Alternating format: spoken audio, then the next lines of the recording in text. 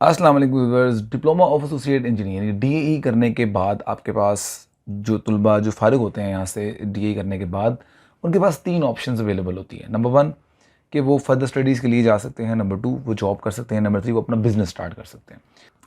جب اسٹڈی کی بات کرتے ہیں تو اسٹڈی کے اندر جو ہے وہ مزید 2 آپشن سامنے آتی ہیں۔ نمبر 1 آپ ڈگری کر سکتے ہیں، نمبر 2 آپ سرٹیفکیشنز کر سکتے ہیں، ایسی سرٹیفکیشنز جن کے بعد آپ ایک ہینڈسم انکم اور بہت بہت اچھی انکم جو ہے وہ آپ ارن کر سکتے ہیں۔ اچھا، جب آپ ڈگری کی بات کرتے ہیں تو ڈگری کے اندر بھی مزید 2 آپشن نکل کے آتی ہیں کہ ایک تو وہ آپشن جسے ہم بولتے ہیں کہ اپنی فیلڈ کو ہی کنٹینیو کر لینا۔ مثال کے طور پر اگر آپ نے میکینیکل میں ڈپلوما کیا ہے یا الیکٹریکل میں کیا ہے تو آپ آگے فردر ڈگری جو کریں گے آپ اپنی وہ میکینیکل میں کر لیں یا الیکٹریکل میں کر لیں یا سول میں جو بھی آپ نے کی ہوئی ہے اس کے اندر فردر اس کو انہینس کر لیں، یا آپ اپنی فیلڈ کو چھوڑ کے دوسری فیلڈ کو جوائن کر لیں۔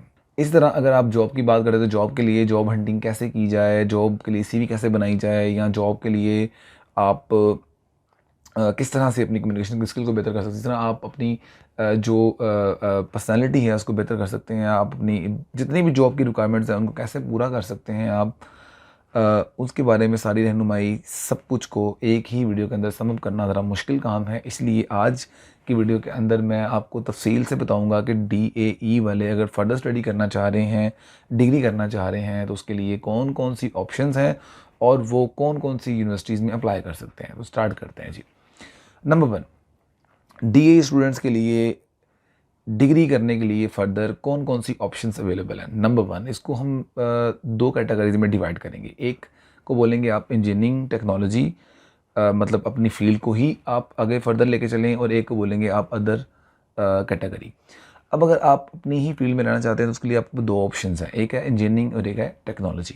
اور اگر آپ اپنی فیلڈ کو چھوڑنا چاہتے ہیں اس کے لیے بھی آپ کے پاس 2 آپشنز ہیں، ایک آپ کے پاس ہے جناب جنرل اسٹڈیز، اس میں آپ be a, be com, B S C double math یا بی ایس سی اکنامکس یا جو بھی آپ ایف ایس سی کی بات کر سکتے ہیں یا ایف اے کی بات کر سکتے ہیں وہ فردر اسٹڈیز آپ اس کے اندر شامل کر سکتے ہیں۔ اس کے بعد آپ میرا خیال ہے کہ صرف ٹیچنگ ہی کر سکتے ہیں اور باقی جابس جو ہیں وہ مشکل ہے کرنا۔ دوسری آپشن آتی ہے آپ کے پاس کمپیوٹر، جو کہ آج کل کی موسٹ ڈیمانڈنگ فیلڈ ہے۔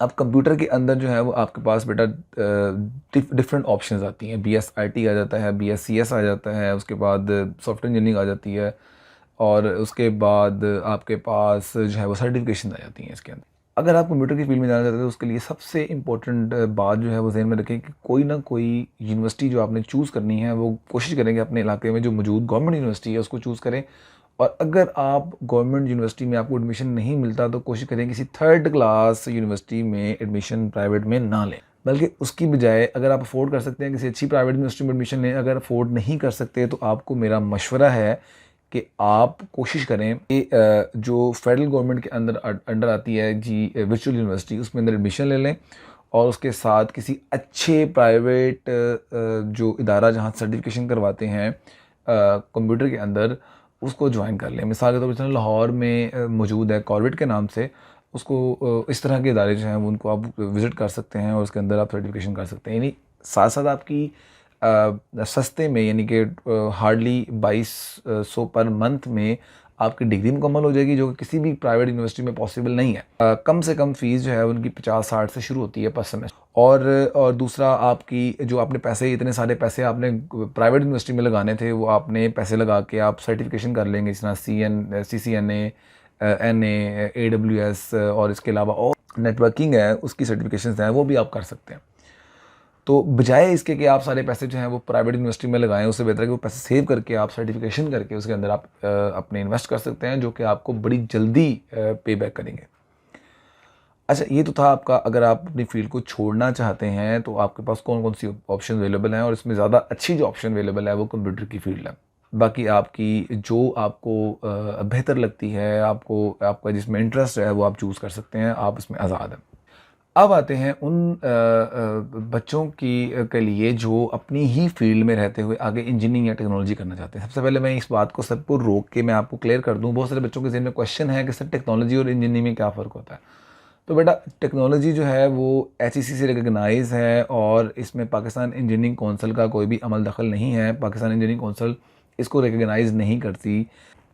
یعنی آسان لفظوں میں جو انجینئرنگ ہے is for better than technology, کیونکہ اس کی وجہ یہ ہے کہ جابس زیادہ اویلیبل ہیں انجینئرنگ کی ایز کمپیئر ٹو ٹیکنالوجی، لیکن اگر آپ کو بیٹا کام آتا ہے, آپ کو اپنی سکلز پہ آپ کو بڑی, آپ کہہ لیں کہ آپ کو مان ہے یا آپ کو سکلز بہت اچھی طرح آتی ہیں, تو انجینئرنگ ٹیکنالوجی میٹر نہیں کرتا. ایون کہ آپ ڈی اے کی بیس پہ بھی بہت اچھا سکور کر سکتے ہیں, بہت اچھا ارن کر سکتے ہیں. ایک اور بری خبر, جو بری بات جو ڈی اے والوں کے لیے ہے, وہ یہ ہے کہ ڈی اے والے بچوں کے لیے جو گورنمنٹ اور پرائیویٹ یونیورسٹیز ہیں ان کے اندر سیٹس کی مقدار بہت کم ہوتی ہے, جس کی وجہ پاکستان انجینئرنگ کونسل یا پی ای سی ہے. ہوتا ایکچولی کیا ہے کہ جتنی بھی انجینئرنگ یونیورسٹیز ہیں جو کہ انجینئرنگ کروا رہی ہیں مختلف ڈسپلن کے اندر, اس کے اندر ڈی اے ای بچوں کے لیے کوٹا سسٹم ہے, یعنی کہ ریزرو سیٹس ہے. ہم اوپن میرٹ کے اندر اوپن سیٹس کے اوپر جو ہے وہ بچے جو ڈی اے والے بچے ہیں وہ سیٹس حاصل نہیں کر سکتے. ہمارے جو ڈی اے والے بچے ہیں ان کے لیے 2% کوٹا ہوتا ہے. مثال کے طور پر اگر ایک کلاس میں 50 بچے ہیں تو اس میں صرف ایک بچہ جو ہے وہ ایڈمیشن سکور کر سکتا ہے اپنا, اس کے علاوہ کسی بچے کو ایڈمیشن, چاہے وہ میرٹ پہ آ رہا ہے یا نہیں آ رہا, اس کو ایڈمیشن نہیں ملتا. پھر 2020 میں یہ معاملہ ہائی کورٹ میں ڈی اے ای والے بچے کی طرف سے چیلنج کرنے کے بعد ختم ہو گیا تھا, کوٹا ختم کر دیا تھا. لیکن 2021 میں دوبارہ پھر پی ای سی کی ہٹ درمی کی وجہ سے دوبارہ جو ڈی اے والے بچے ہیں وہ اپنی سیٹ سے محروم ہو گئے, اور اب دوبارہ وہ کوٹے کے اوپر جو ہے وہ ایڈمیشن سکور کر سکتے ہیں. اب بہت ساری یونیورسٹیز ہیں جو کہ کوٹا سسٹم کی بنیاد پر بچوں کو ایڈمیشن دیتی ہیں, جس کی سارے ریکارڈ جو ہے وہ آپ کو سکرین پہ نظر آ رہا ہے. اب سکرین پہ نظر آنے والی آپ کے پاس جو سامنے یونیورسٹیز ہیں, اس میں آپ دیکھیں تو آپ کو نظر آ رہا ہے کہ ہر ڈسپلن, یعنی engineering, mechanical engineering, electrical engineering, civil engineering کے لیے جو باکس بنے ہوئے ہیں اس کے اندر یلو بریکٹ کے اندر جو سیٹس ظاہر کی جا رہی ہیں وہ ڈی اے ای والے بچوں کے لیے سیٹس ہیں. اور اس اگر کالم کے اوپر جائیں گے تو آپ کو نظر آئے گا کہ یہاں پر جو ٹیکنالوجی انجینئرنگ کا نام ہے وہ لکھا ہوا ہے. مطلب مثال کے طور پر اگر میکینیکل انجینئرنگ کی بچہ فیلڈ ہے تو اس کے اندر لکھا ہوگا کہ کتنی سیٹس اویلیبل. مثال کے طور پر آپ اگر سامنے دیکھیں تو میکینیکل انجینئرنگ لاہور کے اندر صرف 4 سیٹس ہیں ڈی اے والے بچوں کے لیے. اس طرح اگر آپ باقی سارے کالمز کو دیکھیں گے تو آپ کو اندازہ ہوگا کتنی سیٹس اویلیبل ہیں ڈی اے والے بچوں کے ساتھ. اس ویڈیو کو پوز کر کے آپ سکون سے دیکھ سکتے ہیں کہ کون کون سی سیٹس جو ہیں وہ اویلیبل ہیں کہاں کہاں پر. اس کے حساب سے آپ اپلائی کر سکتے ہیں ایزیلی مختلف یو ٹی کی برانچز کے اندر, مختلف یو ٹی کے جو کیمپسز ہیں ان کے اندر. کیونکہ پورے پنجاب کے اندر سیٹس کم اور امیدوار ڈی اے کے زیادہ ہوتے ہیں, تو یہی وجہ ہے کہ جو بچے 90% سکور کر پاتے ہیں ڈی ای کے اندر اور تھوڑا بہت ای کیٹ کے اندر سکور کر پاتے ہیں, صرف وہی یہ سیٹس لے پاتے ہیں. اس کا مطلب یہ ہوا کہ اگر آپ 90% سے کم سکور والے ہیں تو آپ ان یونیورسٹیز کے اندر آپ کے 90% چانس ہیں کہ آپ کا ایڈمیشن نہیں ہوگا. تو اب فردر اسٹڈیز بھی کرنی ہے آپ نے, تو سیٹس بھی نہیں ہیں, تو کیا کر سکتے ہیں. اس کے لیے آپ یا تو اگر افورڈ کر سکتے ہیں تو پرائیویٹ یونیورسٹیز ہیں, اور اگر افورڈ نہیں کر سکتے تو آپ گورنمنٹ یونیورسٹیز ایسی جو کہ ٹیکنالوجی کروا رہی ہیں ان کے اندر آپ اپلائی کر سکتے ہیں. اور ٹیکنالوجی یونیورسٹیز کے اندر ڈی اے ای والے بچوں کی 70% سیٹس ہوتی ہیں اور 30% سیٹ جو ہیں وہ ایف ایس سی والے بچوں کی اویلیبل ہوتی ہیں.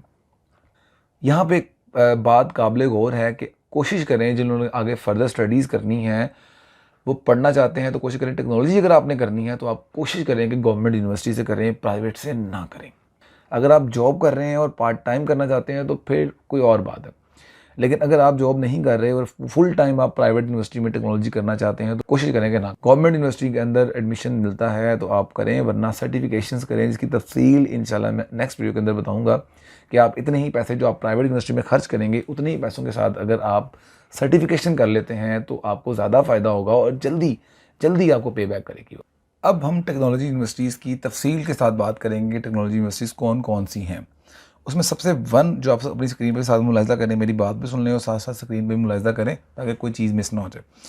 جی نمبر 1 ہم بات کرتے ہیں جی مختلف سٹیز کے اندر یو ٹی لاہور کے ایفیلیشن کے ساتھ اور مختلف یونیورسٹیز کے ایفیلیشن کے ساتھ B S C engineering technology کے نام سے ڈگری سٹارٹ ہوئی ہے, اور جس کی مختلف یونیورسٹیز ہیں. ہم سٹارٹ کرتے ہیں جی ہاں لاہور سے.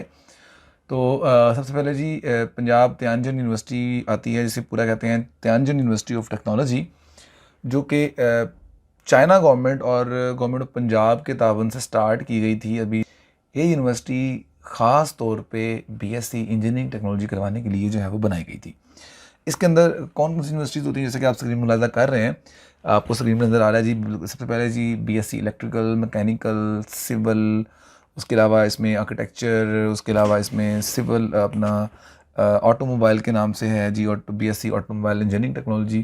اور اس کے بعد bachelors in fashion designing technology جو ہے یہ بھی کروائی جا رہی ہے. اس کے بعد ہم بات کرتے ہیں جی government college of technology railway road کی, جو کہ لاہور میں ریلوے روڈ کے قریب واقع ہے, اور یہ UET لاہور کے ایفیلیشن کے ساتھ BSc میکینیکل انجینئرنگ ٹیکنالوجی کروا رہا ہے. اور یہ میرا خیال ہے کہ سب سے پرانا ایفیلیٹڈ کالج ہے جو کہ UET کی ایفیلیشن کے ساتھ BSc انجینئرنگ ٹیکنالوجی میکینیکل میں کروا رہا ہے. یہاں پہ صرف میکینیکل میں BSc انجینئرنگ ٹیکنالوجی کروائی جاتی ہے, اور ڈگری آپ کو university of engineering technology Lahore کی ملتی ہے. اور میرا خیال ہے کہ پاکستان میں سب سے زیادہ سستی ڈگری اگر کہیں سے ہوتی ہے تو وہ government college of technology railway road ہے. یعنی ہارڈلی آپ کا پر سمیسٹر جو خرچہ آتا ہے وہ 8,000 9,000 یا میرا خیال ہے شاید 8 یا 9 کے قریب جو ہے وہ آپ کا پر سمیسٹر خرچہ ہوتا ہے, جو کہ بہت سستی ہے کیونکہ گورنمنٹ کی طرف سے فنڈڈ ہوتی ہے. اس کے بعد نیکسٹ آپ کے پاس ہے جی, آپ کو اسکرین پہ بھی ساتھ ہم ملاحظہ کریں جی. نیکسٹ ہے جی government college of technology Faisal آباد. بالکل جس طرح لاہور میں ہے اسی طرح بالکل گورنمنٹ کالج GCT فیصل آباد, اس میں بھی BSc انجینئرنگ ٹیکنالوجی الیکٹریکل میں کروائی جاتی ہے اسپیسیفکلی. اور یہ بھی جو ہے وہ یونیورسٹی جو بھی بات کی ہے فیصل آباد, GCT فیصل آباد, یہ بھی UET لاہور سے ایفیلیٹ. اس کے بعد ہم بات کرتے ہیں جی GCT گجرات. یہ بھی government college of technology Gujarat میں واقع ہے یہ, اور یہ بھی اسپیسیفکلی میکینیکل انجینئرنگ ٹیکنالوجی جو ہے وہ کرواتا ہے, اور اس کی ڈگری بھی آپ کی UET لاہور سے ایفیلیٹڈ ہے. اب ہم بات کرتے ہیں next NFC institute of engineering and fertiliser research. یہ یونیورسٹی فیصل آباد میں واقع ہے لوکیشن اس کی, اور یہ یونیورسٹی بھی UET لاہور سے ایفیلیٹڈ ہے, اور یہ سیمی گورنمنٹ ٹائپ ہے. تو یہ بھی ایک اچھی آپشن ہو سکتی ہے. اس کے اندر جیسے آپ اسکرین پر دیکھ رہے ہیں, اس کے اندر بھی ٹیکنالوجی بھی کرواتے ہیں اور انجینئرنگ بھی کرواتے ہیں, اور اس کا انجینئرنگ اور ٹیکنالوجی کا میرٹ جو ہے وہ بہت کم ہوتا ہے. اس کے اندر بھی آپ ٹرائی کر سکتے ہیں. اس کے بعد next آجی Quaid Azam college of engineering and technology Sahiwal میں واقع ہے جی. اس کے اندر بھی ٹیکنالوجی بھی کرواتے ہیں اور انجینئرنگ بھی کرواتے ہیں. اس کا بھی میرٹ بھی مختلف انجینئرنگ یونیورسٹیز ہیں ان سے بہت کم ہوتا ہے. اس کے اندر بھی ڈپلومے والے جو ہیں وہ ٹرائی کر سکتے ہیں. اس کے بعد ہے جی Swedish college of engineering and technology رحیم یار خان. یہ بھی ٹیکنالوجی بھی کرواتا ہے اور انجینئرنگ بھی کرواتا ہے. اس کے اندر بھی میرٹ کم ہوتا ہے, اور یہ رحیم یار خان میں جو موجود سن رہے ہیں وہ ان کے لیے بڑی بہتر اور بڑی بہترین آپشن ہوگی. یہ تو تھی ساری کی ساری انجینئرنگ یونیورسٹیز. باقی تھوڑی بہت یونیورسٹیز جن کا میں ذکر نہیں کر پایا, میں ان کو ڈسکرپشن کے اندر میں بیان کر دوں گا, اور وہاں سے آپ دیکھیں اپنے جو بھی لوکیشن آپ کی ہے, جہاں سے بھی آپ سن رہے ہیں, آپ اپنی لوکیشن کے قریب اس کو دیکھیں, آپ اپنی یونیورسٹی جو ہے وہ سلیکٹ کر سکتے ہیں. اس کے بعد اپنی اسکرین پہ دیکھ رہے ہیں آپ ایک یونیورسٹی ہے, یونیورسٹی آف ایگریکلچر فیصل آباد. اب یونیورسٹی آف ایگریکلچر فیصل آباد اس کا میں ذکر کیوں کر رہا ہوں, یہ ذرا تھوڑی ہٹ کے, یہ UET سے ایفیلیٹڈ نہیں ہے, اس کا اپنا ٹیسٹ ہوتا ہے, اور اس کی ڈگریز جو ہیں وہ بڑی ڈفرینٹ ہیں. یعنی اس میں ایگریکلچر یونیورسٹی ایکچولی ہے یہ, اس میں BSc ایگریکلچر کروائی جاتی ہے, فوڈ میں کروائی جاتی ہے, ٹیکسٹائل میں کروائی جاتی ہے, اور یہ ساری یونیورسٹیز ساری ڈگریز ہیں وہ بڑی بہترین ایک سے بڑھ کے ایک ہے. یہ میں اس لیے ذکر کر رہا ہوں کہ وہ بچے جو چاہتے ہیں کہ انجینئرنگ ہی کرنی ہے اور ان کے نمبر اچھے ہیں, اور وہ چاہتے ہیں تھوڑا سا ڈفرینٹ میکینیکل یا اس سے ہٹ کے کوئی انجینئرنگ کی جائے, تو ڈیفینیٹلی وہ یہاں جا سکتے ہیں. اس میں جو انجینئرنگ ڈسپلنز ہیں اس میں ایگریکلچر انجینئرنگ ہے, فوڈ انجینئرنگ ہے, ٹیکسٹائل انجینئرنگ ہے, انوائرمنٹل انجینئرنگ ہے, اور انجینئرنگ سسٹم. اور اس میں بھی جی ہاں بالکل PEC کی وجہ سے اس کے اندر بھی DA والوں کے لیے سیٹس اوپن نہیں ہوتی ہیں. اس میں بھی اسپیسیفک کوٹا ہوتا ہے, چند سیٹس ہوتی ہیں 3 4, اس میں آپ اپلائی کر سکتے ہیں, اور ٹیکنالوجی میں آپ اوپنلی اپلائی کر سکتے ہیں. جتنی بھی یونیورسٹیز میں نے ذکر کی ہیں ٹیکنالوجی کی, اس کے اندر آپ اوپنلی اپلائی کر سکتے ہیں. یہ تھی ساری ٹیکنالوجی یونیورسٹیز. اور جیسا کہ میں نے پہلے بھی ذکر کیا کہ میں وہ یونیورسٹیز جن کا ذکر نہیں کر سکا وہ ڈسکرپشن میں ڈال دوں گا لنک ان کو بھی آپ ضرور ملاحظہ کر لیجئے. اب انجینئرنگ یونیورسٹیز کے بارے میں سارا میں ذکر کر چکا ہوں. وہ بچے جن کی پرسنٹیج DAE کے اندر 90% یا 90% سے ابو ہے, وہ خاص طور پہ ان کے لیے ڈسکرپشن میں نے اپنا WhatsApp نمبر ڈالا ہے. وہ اپنا نام پرسنٹیج لکھے رہنمائی کے لیے مزید رابطہ کر سکتے ہیں. ان کو بھی انشاءاللہ ہم فری آف کاسٹ رہنمائی کریں گے ان کی، تاکہ وہ خاص طور پہ وہ شائننگ جو ہمارے بچے ہیں ان کو ایک بہتر رہنمائی اور بہتر گائیڈنس مل سکے. اور لاسٹ بٹ ناٹ لیسٹ، اگر آپ کے ذہن میں کوئی سجیشن ہے یا آپ کے ذہن میں کوئی کویشچن ہے تو کمنٹ باکس میں ضرور ڈالیں، اور جہاں تک بھی ہو سکے گا ہم اس کو ضرور آنسر کریں گے. اب انشاءاللہ ہم اپنی اگلی ویڈیو کے اندر DAE کے بعد جو سرٹیفیکیشنز کی جا سکتی ہیں جن کے بعد آپ اچھا ارن کر سکتے ہیں وہ انشاءاللہ ضرور ڈالوں گا. اور اینڈ پہ سب سے اہم بات کہ بیٹا محنت اور سمارٹ ورک کے علاوہ دنیا میں کامیابی کا کوئی بھی امکان نہیں ہے. تو محنت کیجئے، اسمارٹلی کیجئے، ہارڈ ورکنگ کیجئے، اس کے علاوہ بیٹا کوئی بھی طریقہ نہیں ہے. اللہ مجھے اور آپ سب کو آسانیاں عطا فرمائے، اور اللہ تعالیٰ آپ سب کو کامیاب کرے. اپنا بہت خیال رکھیے گا. خدا حافظ.